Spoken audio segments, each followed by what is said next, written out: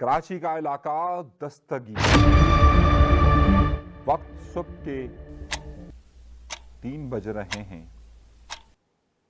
कुछ नामालूम अफराद आते हैं और अफराद के लिए बाकायदा दरवाजा खोला जाता है। एक बड़ा मशहूर जुमला कि आखिर कुंडी किसने खोली थी। जी हां, कुंडी खुलती है, वो नामालूम अफराद अंदर दाखिल होते हैं और वो सीधे उस कमरे में जाते हैं जिसकी निशानदही शायद कुंडी खोलने वाले ने ही की थी। अंदर जाते ही वो फायरिंग का सिलसिला शुरू करते हैं।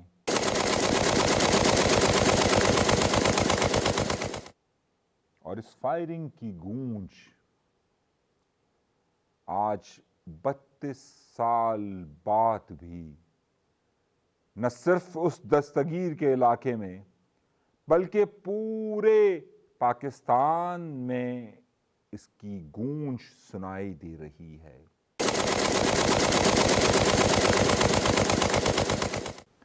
उस गोलियों की तरतराहट की आवाज आज भी सुनाई दे रही है।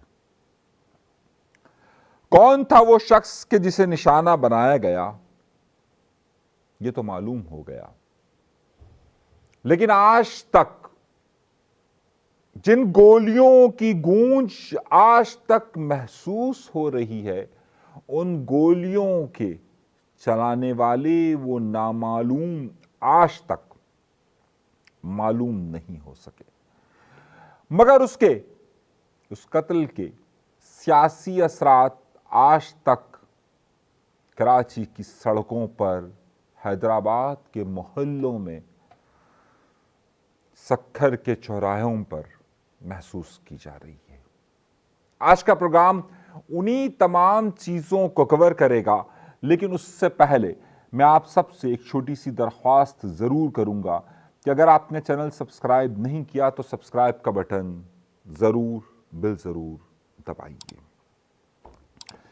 ये कहानी किसी और की नहीं बल्कि महाजिर कौमी मूवमेंट के चेयरमैन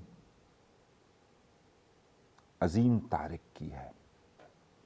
वो अजीम तारिक के जिसको MQM का यानी महाजिर कौमी मूवमेंट का वाहिद चेयरमैन तस्वुर किया जा सकता है। अब आप लफ्ज पर गौर कीजिएगा कि वाहिद तर्जुमान क्यों, वाहिद चेयरमैन क्यों कहा जा सकता है। आइए कहानी को जरा सा पीछे लेके चलते हैं, फिर उनके कातिलों का पता करने की कोशिश करते हैं और फिर उसके जो सियासी असरात आज तक मुरतब हो रहे हैं कि आज 32 साल के बाद जब MQM के 3 धड़े मौजूद हैं, महाजिर कौमी मूवमेंट आफाक अहमद साहब, मुत्तहदा कौमी मूवमेंट पाकिस्तान खालिद मकबूल सिद्दीकी और मुस्तफ़ा कमाल, और MQM लंदन यानी अल्ताफ हुसैन साहब, तीनों आज भी महाजिर कौमी मूवमेंट का चेयरमैन अजीम तारिक को ही मानते हैं। और तीनों ने 1 मई, जब मैं प्रोग्राम रिकॉर्ड कर रहा हूँ, आज तीनों ने उनके लिए दुआइया तकरीबात का इनेकाद किया, कुरान ख्वानी करवाई, सब कुछ किया गया। तीनों है अलग अलग तकसीम, लेकिन उनका चेयरमैन एक ही। ये कहानी भी आपको समझनी पड़ेगी, लेकिन आइए जरा पीछे चलते हैं। सन 1978 से लेते हैं कि जब APMSO का वजूद अमल में आता है और all Pakistan Muhajir student organisation बनती है। ये बात तो सब मानते हैं कि उसके बनाने में अल्ताफ हुसैन साहब का मरकजी किरदार था और अजीम तारिक साहब का भी उसमें दूसरा बड़ा किरदार था। जबकि जब इन्हें कॉलेजेस, यूनिवर्सिटीज़ में काम करने से रोका गया और जब ये वहाँ से फारिग हो गए तो उसके बाद अजीम तारिक साहब एक मल्टीनेशनल कंपनी के अंदर जॉब किया करते थे। 1944 में पैदा होने वाले अजीम तारिक साहब नहायत ही नरम मिजाज, کم گو اور سیاسی طور پر چیزوں کو سمجھنے والے شخص تھے۔ کہتے ہیں کہ وہ شروع سے اس بات کے خلاف تھے کہ سیاسی جماعتوں کے اندر تشدد کا عنصر نہیں ہونا چاہیے، لیکن کیونکہ ایک انتہائی متوسط اور غریب گھرانے سے تعلق رکھتے تھے، ان کا بیک گراؤنڈ اتنا امیر نہیں تھا، اسی لیے جب ایم کیو ایم 1984 میں قائم کی گئی اور اس وقت جب پریس کانفرنس کی گئی تو اس وقت بھی عظیم طارق صاحب ایک ملٹی نیشنل کمپنی کے اندر جاب کرتے تھے۔ الطاف حسین صاحب کو 17 مارچ 1984 کے دن جب اس کا اناؤنسمنٹ کیا جا رہا تھا، یہ بات غلط ہے کہ کہا جاتا ہے کہ 18 مارچ کو بنی تھی، در حقیقت 18 مارچ کو تو وہ پریس ریلیز آئی تھی، اخبارات میں سنگل کالم کی خبر چھپی تھی۔ در حقیقت تو وہ پریس کانفرنس 17 مارچ 1984 کو کی گئی تھی، اور اس وقت الطاف حسین صاحب کو فون پر براہ راست لیا گیا تھا۔ اس نئی بننے والی جماعت نے اس وقت کراچی میں موجود عظیم طارق کو اپنا چیئرمین بنایا تھا، اور ان کے قتل کے وقت تک وہ چیئرمین رہے، اور آج بھی لوگ انہیں چیئرمین ہی تصور کرتے ہیں۔ عظیم طارق صاحب نہیں جانتے تھے، بلکہ شاید کوئی بھی نہیں جانتا تھا کہ یہ نئی بننے والی جماعت اتنی تیزی کے ساتھ اوپر جائے گی۔ گلی گلی محلے محلے میں کام جاری تھا۔ عظیم طارق صاحب ساتھ ساتھ اپنی نوکری بھی کرتے تھے اور بقایا وقت میں اپنی جماعت کو وقت دیتے تھے۔ یہی صورتحال الطاف حسین صاحب کی تھی، یہی صورتحال عمران فاروق صاحب کی تھی، اور یہی صورتحال تقریباً ایم کیو ایم کے اس وقت کے کارکنان کی تھی۔ اور پھر بشرا زیدی کا واقعہ رونما ہوتا ہے۔ وہ ایم کیو ایم کہ جس کی 18 مارچ کو سنگل کالم کی خبر چھپی تھی، بشرا زیدی کیس کے بعد فرنٹ پیجز پر ٹاپ پر سرخیاں اس کی لگنا شروع ہوئی۔ جماعت کا کام بڑھنا شروع ہوا، اور بڑھتے بڑھتے وہاں پر چیئرمین عظیم طارق صاحب پر بھی ذمہ داریاں بڑھنا شروع ہوئی۔ یہ ذمہ داریاں جیسے جیسے بڑھتی گئی، ویسے ویسے ان سے درخواست کی گئی کہ اب وہ جاب نہ کرے، اور پھر باقاعدہ اس وقت کی مہاجر قومی موومنٹ انہیں ایک وظیفہ دیا کرتی تھی، لیکن اپنی نرم مزاجی کی وجہ سے وہ ہمیشہ سے کچھ ایسے لوگوں کی زد میں رہے کہ جو ذرا زور سے بولتے تھے، اور وہ چیئرمین تھے۔ الطاف حسین صاحب جب تک پاکستان کے اندر رہے ان کی پوزیشن ایک بڑی مضبوط رہی، لیکن الطاف حسین صاحب کا قد ظاہر ہے اس وقت بہت بڑا ہو چکا تھا، اور پھر ایم کیو ایم اس وقت آفاق احمد صاحب سے ان کے پہلے اختلافات ہوتے ہیں، یعنی کہ اس وقت کی مہاجر قومی موومنٹ کے سال 1990۔ جب یہ اختلافات ہوتے ہیں تو اس وقت عظیم طارق صاحب اس سارے معاملے کو حل کرنے کی کوشش کرتے ہیں، اور وہ کہتے بھی ہیں کہ جناب ہم بیٹھ کر اس معاملے کو طے کر لیں گے، لیکن اس وقت جب یہ بات ہوتی ہے اس وقت آفاق احمد صاحب اور عامر خان صاحب باہر موجود ہوتے ہیں۔ بعد میں وہ جب واپس آتے ہیں تو اس وقت ان کے خلاف بینرز لگ چکے ہوتے ہیں، اور وہ مہاجر قومی موومنٹ حقیقی کی بنیاد رکھتے ہیں۔ اس دوران بھی جو باخبر ذرائع وہ بتاتے ہیں کہ عظیم طارق صاحب کی خواہش تھی کہ یہ دھڑے بازی نہ ہو، اور وہ آفاق احمد صاحب سے بھی رابطے میں تھے، لیکن یکدم میں کہانی اس لیے سنا رہا ہوں کیونکہ اس کا ہی سارا جڑ وہاں تک آئے گی۔ یکدم 1991 میں مہاجر قومی موومنٹ حقیقی پر ایک آپریشن شروع ہوتا ہے، اور ان کے خلاف ایک بھرپور کارروائی ہوتی ہے، جس کے بعد آفاق احمد صاحب، عامر خان اور ان کے ساتھ کئی نام یہاں سے کراچی چھوڑنے پر مجبور ہو جاتے ہیں۔ یہ سال ہے 1991۔ 1991 ذرا ذہن میں رکھیے گا۔ اور اس کے بعد 1992 آتا ہے، اور اس وقت تک پاکستان کے اندر بڑی تبدیلیاں رونما ہو رہی ہوتی ہے۔ نواز شریف کی حکومت انتہائی کمزور ہو چکی ہوتی ہے، اور اس کمزوری کی وجہ سے وہاں پر زیادہ ہولڈ نئی ہونے والی جمہوریت کے اندر، نئی جمہوریت اس لیے کہہ رہا ہوں کیونکہ محترمہ بینظیر بھٹو صاحبہ کو 1990 کے اندر فارغ کر دیا گیا ہوتا ہے 1.5 سال میں۔ ضیاء کی آمریت 1988 کے اندر ختم ہوئی ہوتی ہے۔ 1.5 سال چلنے والی حکومت کو بعد میں نواز شریف کنٹینیو کرتے ہیں، اور 1992 میں اپریل کے مہینے کے اندر جب یہ معاملات سارا سلسلہ چل رہا ہوتا ہے تو اس وقت ان کی حکومت کو ختم کر دیا جاتا ہے۔ اسحاق ڈار ان کی حکومت، اسحاق ڈار کہہ رہا ہوں، غلام اسحاق ان کی حکومت کو ختم کر دیتے ہیں، اور بعد میں ایک عدالتی فیصلے کے بعد نواز شریف صاحب کی دوبارہ حکومت بحال ہوتی ہے۔ لیکن اس وقت تک پاکستان کی مقتدرہ قوتوں کا اثر یہاں پر بہت زیادہ ہو چکا ہوتا ہے۔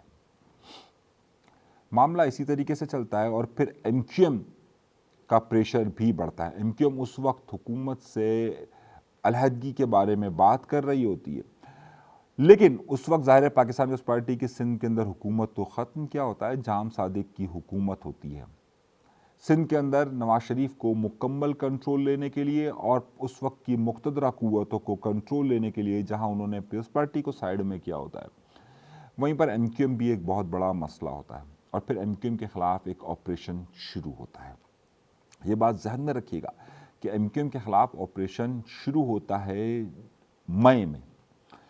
مئی اور جون میں کے درمیان میں سارا سلسلہ چل رہا ہوتا ہے، اور پھر آفاق احمد صاحب کی جو ٹیم چلی گئی ہوتی ہے وہ واپس آتی ہے مہاجر قومی موومنٹ حقیقی نام سے 19 جون 1992۔ MQM کے خلاف کیونکہ اس سے پہلے ہی کچھ دن پہلے ہی بڑا سخت آپریشن شروع ہو چکا ہوتا ہے، اور آفاق احمد صاحب کی ٹیم بھی آ چکی ہے، اس کے بعد بڑے پیمانے پر گرفتاریاں شروع ہوتی ہیں، اور اس وقت کا طریقہ کار یہ ہوتا ہے کہ MQM کے لوگوں کو، یعنی کہ اس وقت کی جو مہاجر قومی موومنٹ تھی، ایک اس وقت مہاجر قومی موومنٹ اور ایک مہاجر قومی موومنٹ حقیقی ہوا کرتی تھی، اس وقت ان کے کارکنان کو باقاعدہ اٹھایا جاتا تھا، اور اٹھا کر پھر ان کی پریس کانفرنس کروائی جاتی تھی، جو صرف اور صرف PTV پر آتی تھی۔ اب موجودہ حال میں آپ نے عمران خان کے لوگوں کی دیکھی ہوگی کہ وہ آ کر پریس کانفرنس کرتے تھے کہ جناب سارے گناہ میں نے کیے، اور میرا راؤ کے ساتھ تعلق ہے، اور ان کا راؤ کے ساتھ تعلق ہے، اور فلاں راؤ، یہ اسی طرح کی پریس کانفرنسیں ہوتی تھی۔ MQM کی تقریباً جو بڑی قیادت تھی وہ اس وقت مفرور یا روپوش تھی۔ نواز شریف صاحب کا دور چل رہا تھا اور سخت صورتحال موجود تھی۔ اس وقت چیئرمین، یعنی کہ مہاجر قومی موومنٹ کے چیئرمین، خاص ہدایات پر اور اس وقت کی تنظیمی اسٹرکچر کے مطابق عظیم طارق صاحب بھی روپوش ہو جاتے ہیں۔ روپوشی کے دوران بھی ان کا مختلف لوگوں کے ساتھ رابطہ ہوتا ہے۔ پھر اپریل کے وسط میں یکدم سب لوگ چونک جاتے ہیں، اور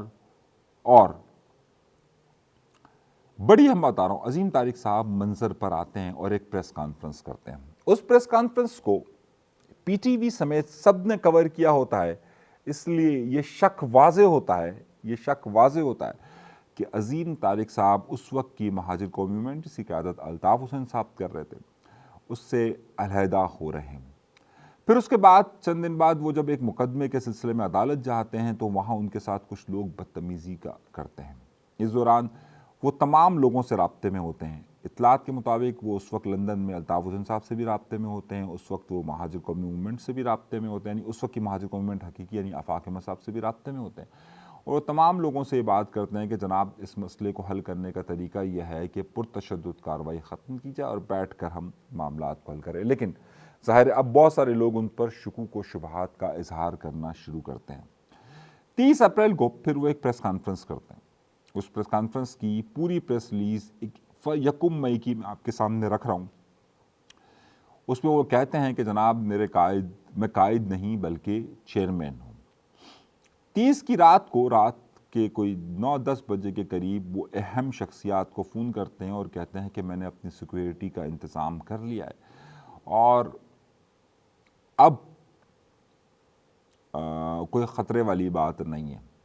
اب وہ سیکورٹی کا انتظام کس نے کیا تھا وہ خود ایک بڑا اہم معاملہ ہے. وہ سیکورٹی کا انتظام ہو جاتا ہے ان کا. رات کو 3 بجے کے قریب جو لوگ وہاں موجود ہوتے ہیں اس میں سے کچھ لوگ یا ایک شخص باقاعدہ ان کی کنڈی کھولتا ہے اور کنڈی کھول کر اندر داخل ہو جاتے ہیں نامعلوم افراد اور عظیم طارق صاحب کو قتل کر دیتے ہیں. شکوک و شبہات بہت زیادہ بڑھتے ہیں. کچھ لوگ کسی پر الزام دیتے ہیں لیکن صبح چھٹی ہوتی ہے، لیکن 1 مئی کو صبح تک یہ اطلاعات جنگل کی آگ کی طرح پھیل چکی ہوتی ہے. اور اس واقعے میں صبح 5 بجے کے قریب جب یہ اطلاعات مہاجر قومی موومنٹ آفاق احمد صاحب کو ملتی ہے تو ان کے کارکنان دستگیر پہنچ جاتے ہیں عظیم طارق کے گھر پر. اب دوسرے دن پھر متحدہ اس وقت کی مہاجر قومی موومنٹ الطاف حسین صاحب کے کارکنان ان کی ساری معاملات کو دیکھنے لگ جاتے ہیں. تو یہ ایک بڑا ہی راز رہتا ہے کہ آخر یہ کنڈی کس نے کھولی تھی. ابھی پچھلے دنوں مصطفیٰ کمال صاحب نے ایک انٹرویو دیا، انہوں نے کسی عدنان صاحب کا نام لیا کہ وہ اس میں تھے. راؤ انوار مصطفیٰ کمال صاحب پر الزامات لگاتے رہے. اس طریقے سے الزامات در الزامات رہے اور یہ میں زیادہ تر یہ سمجھتا ہوں کہ سیاسی الزامات لگتے رہے. لیکن اصل معاملہ کیا ہوا تھا یا سازش کیا تھی یہ آج تک معلوم نہیں ہو سکی کہ اس کے پس پردہ کون لوگ تھے اور اس کا نقصان کیا، اب اس کے نقصانات کیا ہوئے اور اس کے فائدے کیا ہوئے. اس کے بعد ہوا یہ کہ آج 30 سال بعد اگر آپ کھڑے ہو کر دیکھیں تو آج بھی عظیم طارق صاحب کے 2 لوگوں کو گرفتار کیا تھا اور جون کے اندر ان کی باقاعدہ پریس ریلیز بھی جاری کی گئی تھی کہ جناب 2 لوگوں کو گرفتار کیا گیا اور بعد میں وہ 2 بھی رہا ہو گئے تھے.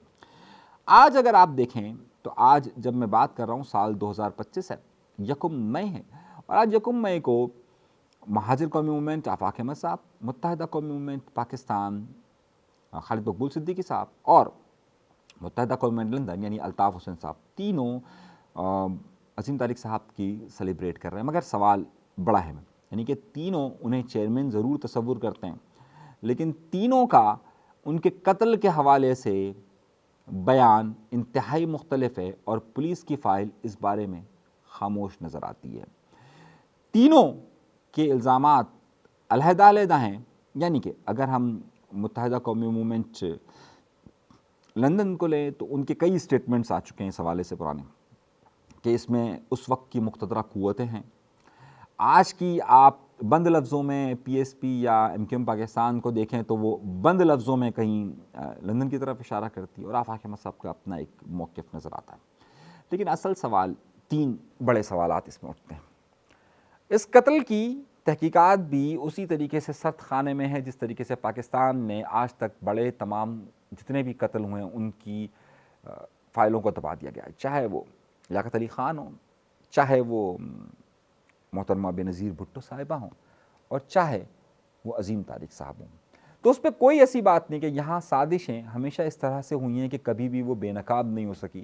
اور شاید پاکستان میں کسی بھی بڑے ہائی پروفائل قتل کے لیے چاہے اس کی وجوہات سیاسی ہوں یا پھر مصلحتاً ہو یا پھر کوئی اور معاملات ہو اس کی وجہ سے دب جاتی ہے. دوم یہ آج تک بات واضح نہیں ہو سکی ہے کہ اس زمانے میں عظیم طارق صاحب نے پریس کانفرنس کسی کے کہنے پر کی تھی یا پھر خود کی تھی اور اس کے شواہد کیا موجود ہیں کہ کس کے کہنے پر کہی تھی اور کیوں کہی تھی.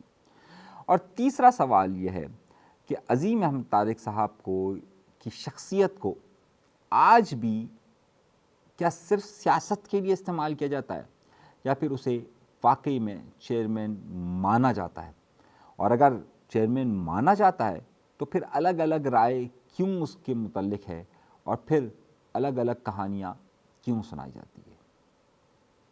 عظیم طارق صاحب کی فیملی میں جانتا ہوں کہ کس حال میں کیا نہیں ہے، کیوں اگنور ہوئی اور کیوں وہ جگہ نہیں پا سکی. اور دوسرا بڑا سوال یہ ہے کہ ایسے تمام ہونے والے قتل ہمیشہ ہمیشہ ہمیشہ ایک دوسرے پر ڈال کر ختم کر دیے گئے، لیکن اصل اگر آپ دیکھیں گے تو اس کے پس پردہ آپ کو بہت کچھ ملے گا. میں کوشش کر رہا ہوں کہ بہت سارے ایسے قتل جو اس زمانے میں ہوئے یا جو اب تک ہو رہے ان کے پس پردہ بہت سارے حقائق آپ کے سامنے لا سکوں. اللہ تعالیٰ مجھے توفیق دے. لیکن سوالات تو ہیں، یہ تو جواب دینا چاہیے کہ عظیم طارق صاحب کا قتل کس نے کیا؟ اگر برطانیہ کے اندر 100 سال پرانے قتل کی فائلیں آج کھل سکتی ہے تو کیا کراچی میں موجود یہ تینوں جماعتیں یہ مطالبہ کر سکتی ہیں کہ آج اس کیس کو دوبارہ سے اوپن کریں؟ اور جس طریقے سے بے نظیر کے لیے بڑی آئی تو آپ یقین مانیے بہت سارے راز کھلیں گے اور بہت ساری چیزیں سامنے آئے گی. صرف نیک نیتی کی ضرورت ہے اور اس معاملے کی تہ تک پہنچنے کی ضرورت ہے کہ کیوں ہوا. تو آپ کو سمجھ آ جائے گا کہ آخر اس 30 سالوں کے اندر سیاست نے کیا رنگ بدلیں اور کیسے بدلیں. اجازت دیجیے گا، اللہ نے کیا بات.